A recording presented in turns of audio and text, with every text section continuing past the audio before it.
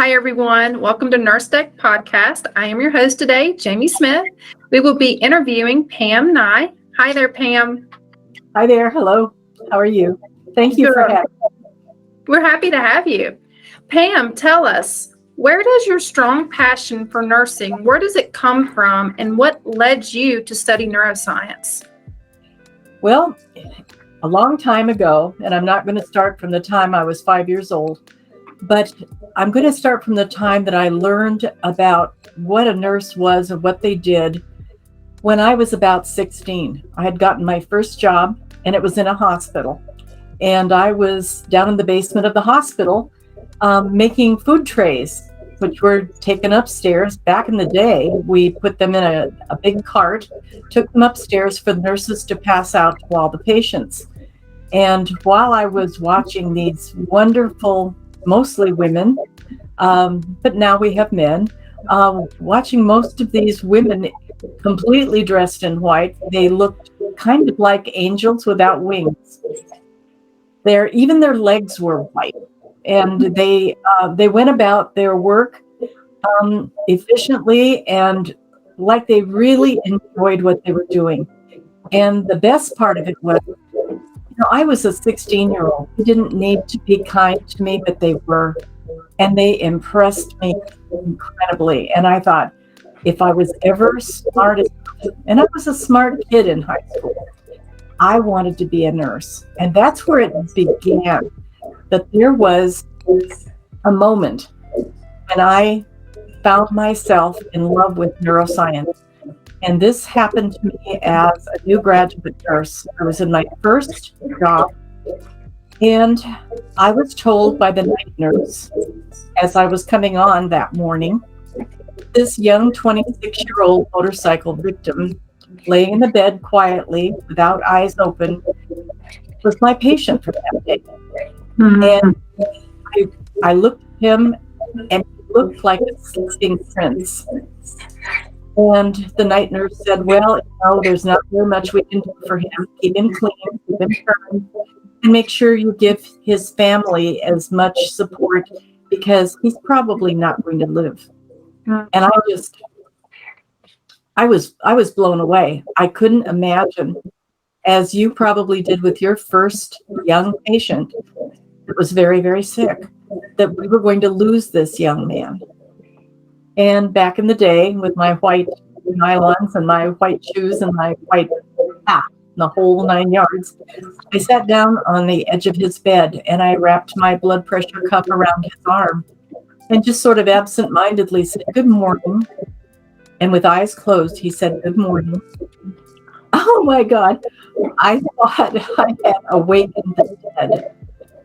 And I knew then, today it stands the hair up on my arms, thinking about this young man who went on to recover and to lead a fairly normal life. He got better. We walked him out of his bed one day and down the hallway. And of course, I've lost track of him. But he may be living a completely normal life. And I knew then I was going to be a neuroscience nurse. This was going to be my life's passion. And that's how it began. Wow. So at 16 years old, you ended up working downstairs in the hospital. You helped prepare the trays and you gave it to the nurses, and that's what got you into nursing. And if I heard you right, you took care of a young man, which lets you know you wanted to work neuroscience. Did I hear you say you had a motor vehicle crash? He had a motorcycle crash. A motorcycle crash. Okay. And the story I had gotten was that he missed a curve, went over the edge of the curve, and me, as the new graduate nurse, I had never seen anything quite like this before.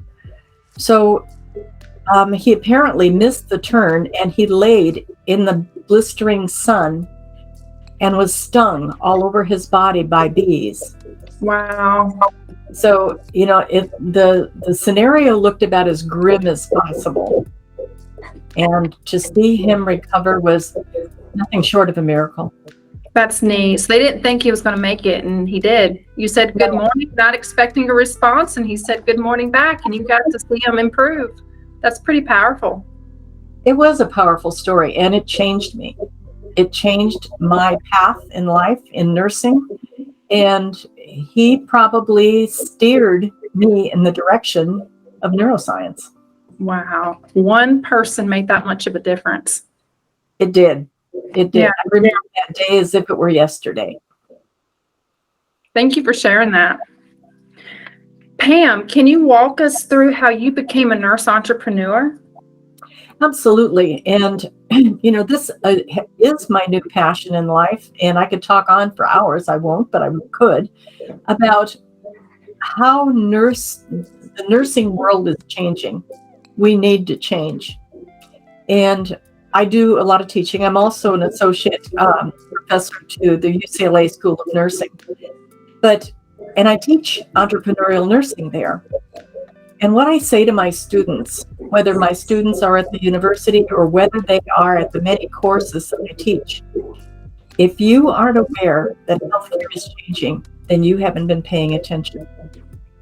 I recently spoke at the National Association of Clinical Nurse Specialists annual conference, and I was amazed at how many people attended this breakout session. I thought maybe there would be 10, 15, 20 people there. The room was full. Nurses are changing. We need to. We're going to stay in the profession, and the profession is going to stay vital. There are so many things that are going to happen in the next few years. And we as nurses have an obligation to stay ahead of the trends. One, for example, I don't know if you heard President Biden's State of the Union address. I believe it was in February of this year. But he said something that as a nurse entrepreneur made my hair stand on end. And I'll tell you what he said. He said, we need to be able to give our nursing homes better care. The nurses who work there need to be more involved. They need to be better educated, better capable to take care of our elderly loved ones. And he's quite right. As nurses, we held on with tight fists to the wonderful education we've gotten. If you worked in the ICU, you worked hard to be in the ICU and stay in the ICU and keep your knowledge base up to snuff. And you sort of look down on the med-surg nurses, very, very seldom reaching down to help them to be pulled up. One of the things that I'm espousing right now, and that is coaching. When young nurses start to think about entrepreneurial work, they think, oh my gosh, I'm not smart enough. I can't do this. I don't know what I'm doing. And my answer is always the same. You are already doing it.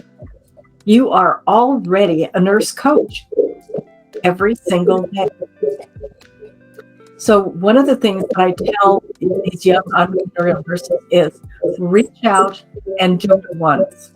Go to your neighborhood senior center and talk to them about something that you feel comfortable speaking about, something where you consider yourself an expert, whether it be heart attacks and how to eat healthy foods to prevent them, or maybe it's about stroke, or maybe it's about managing constipation. Whatever it is that you feel expert about, go out and do it once, because once you have one gig under your belt, now you're an expert. Now you've done it once, and it only grows from there. Thank you for that message. Like you said, one skill. Absolutely. Do it once, and you can tell everyone you've been coaching, because you've been coaching. You do it every day inside the walls of a hospital, and then you're going to reach out for the first time, because our communities desperately need us. We can't hold on to our expertise with these tight fists and not reach out to the young ones, the young nurses, not reach out to our struggling colleagues. We have a responsibility, a professional responsibility to make everyone do well, not just yourself. That's mentorship in its finest. I respect that statement. It's a teamwork. If you see someone struggling, help them out. Hold out your arm, your hand, and pull them up, help them out. Absolutely.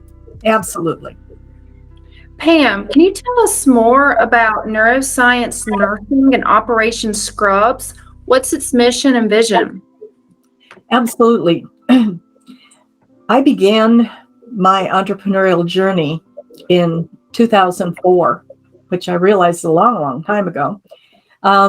And it started with a doctor that I was working with. His name was Dr. Jeffrey Saver. And in the neuroscience world, specifically the stroke world, he's a name that is known across the United States, and he is known globally. And I was lucky enough to be one of his research nurses. Wow. I worked with him, and he would come home from his meetings and come home from having been all over the country and all over the world in some cases. And he would sort of cry on our shoulders saying, Chicago has a primary stroke center, and New York has 2 primary stroke centers. Florida has 3, and Los Angeles has 1, UCLA. We have to do better. And I'd been working with him long enough that I thought, I could do that. And so I stepped out and I created Neuroscience Nursing Incorporated in 2004. And my mission was to bring as many hospitals as I could in Southern California up as primary stroke centers. It was a niche business. I knew it was time limited, that at some point they were all going to be primary stroke centers and I was going to be out of a job. But I knew that going in, and I was fine with that. What I wanted was for Dr. Saver's vision to become a reality in Los Angeles. And I was instrumental in bringing between 16 and 18 primary stroke centers up in the Los Angeles County region. In 2012, I missed the hospital. I'm a clinical nurse specialist. I really missed that one-to-one patient contact. And so I took a position at UCLA as the neuroscience clinical nurse specialist and worked there for approximately 8 years. And then it was time. You know, you can tell when it's time. It was time to move on for me. And I yearned to go back and start that entrepreneurial work again. But this time it was a completely different direction. My vision, my mission now had changed. And that was to educate nurses, to provide affordable and in many cases cost-free continuing education to nurses. No nurse should have to spend a lot of money just to renew his or her license. This should be easily available. And so that was my mission, was to provide cost-free education to nurses. And I did that through Neuroscience Nursing Limited, which I restarted the business with a slightly different name. And within a couple years, had included a subcategory called Operation Scrubs. Operation Scrubs was part of neuroscience nursing at one point, until we realized that the mission of Operation Scrubs was different than neuroscience nursing. There were many similarities. The idea of cost-free education remained the same in both companies, but one of the differences was I wanted, through Operation Scrubs, for the American public and actually the world to shine a light and be aware of the work of nurses and to honor them. And so we did. 2 years in a row, we provided a celebration of the work of nurses through Los Angeles County. And we invited these nurses and their partners to come aboard a yacht. And we wined them, we dined them, we let them dance. We had the most exciting celebration, including harbor cruise all around the Los Angeles area. Such excitement. You have never seen so many nurses having so much fun. Aw, that's so cool. Yeah, dancing with each other. In some cases, we ladies do that all the time, and dancing with their partners. And that it was just it gladdened my heart to know that we were shining a light on the good work of these nurses. No, it's not a box of donuts, and no, it's not a pizza. Those are lovely things, and no nurse would ever turn them down. But we really honored them, and that's where we spawned the scholarship program, was through the idea of honoring nurses. Wow. Trying to put this all together to make sure. So you said in 2004, you worked to bring hospitals in Southern California as being the primary stroke centers. Is that right? That's And correct. then in 2012, you worked at UCLA as a neuroclinical nurse specialist, and you did that for 8 years. You missed being an entrepreneur, so you decided you wanted to educate nurses, have them renew their license without having to pay crazy cost. So you were able to provide cost-free education through the business, but with a different name, Operation Scrubs. Is that correct? That's correct. Wow. And Operation Scrubs then spawned, it's not another business, but it's on something called the Los Angeles Nurse Network. We have approximately 300 followers, where once a month I provide free education, one contact hour of free education every month. Wow. So, Pam, what is the story behind the Pamela J Nye Working Nurse Scholarship? This scholarship has been in existence for approximately 3 years, and it started. The idea started when I began grad school, and I did my graduate work at UCSF in San Francisco. And had I was a single lady at the time, and had I not been offered a traineeship through that program, I'm not sure I would have been able to afford it. And I thought to myself, this is craziness.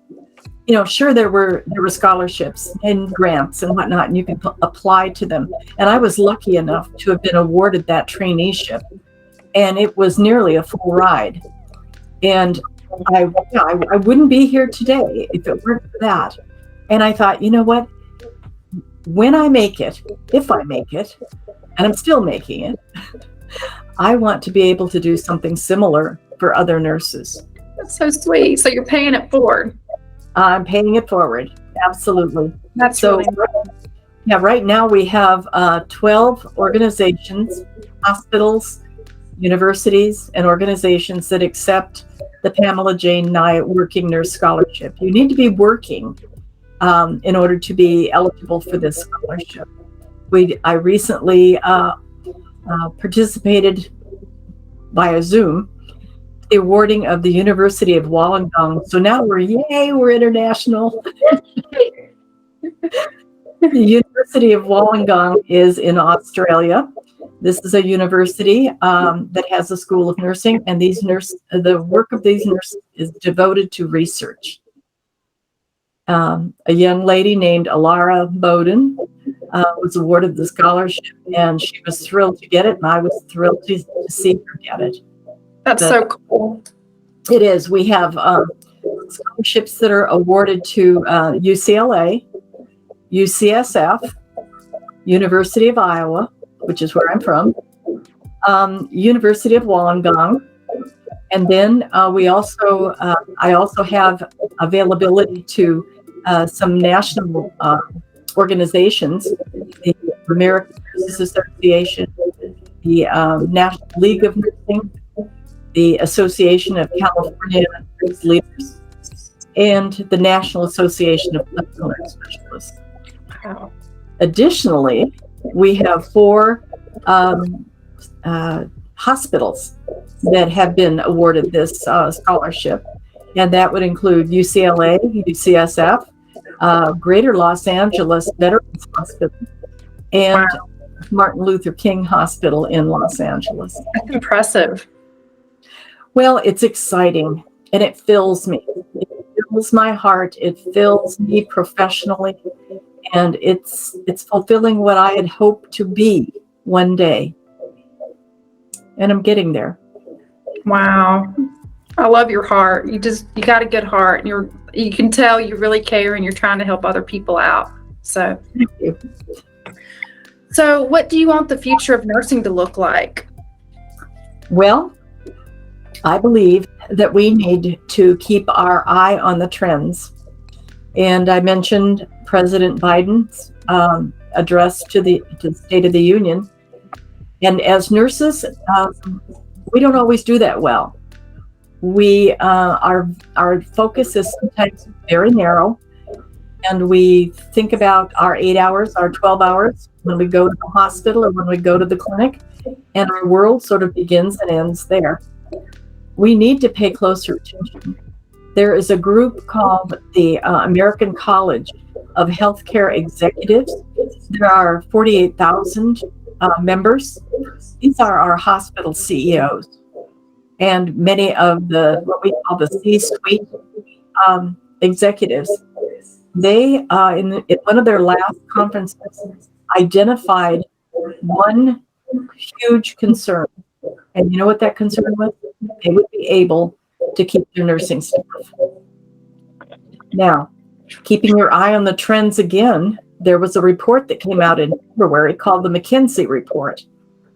And it identified that 2/3 of the nurses that were polled in this report had considered leaving their current job. Now, 2/3 of the nurses that they polled, that is a large number of nurses. And what they further went on to identify was 1/3 of those 2/3 were actually going to do it within a year. And many of those nurses are not only going to leave their jobs, but they're going to leave the profession altogether. This is a tragic statistic. And we need to do something about this. We can't let this be our future.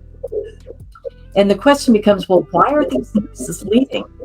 And one of the reasons that they cited was a lack of support and opportunity. I'm at the national conference where I spoke, I said something, and I still believe in this, and I preach this every day, and that is, this is a call to action for our colleges, for our university schools of nursing. We have to prepare our nurses in the area of entrepreneurial nursing and stop looking at nurses as though they're our competition.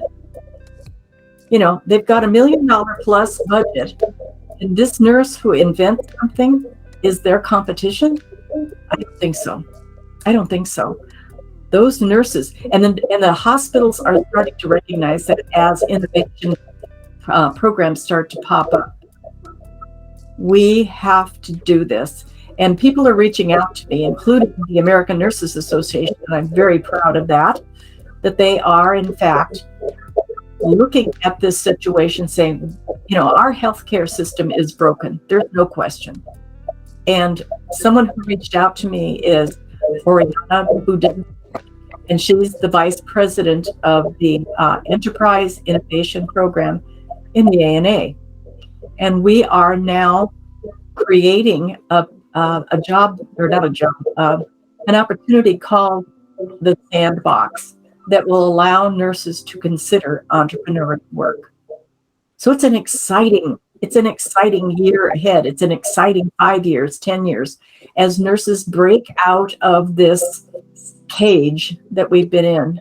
Right. Well, thank you for sharing your story and all the good things that you're doing for other people out there, the nurses, and offering cost-free education. You're doing so much. So thank you for your story and your time today. Well, thank you for having me. I really appreciate it. And my greatest love in life are nurses. Thank you, Pam. My pleasure. All right. You have a great day. Thank you.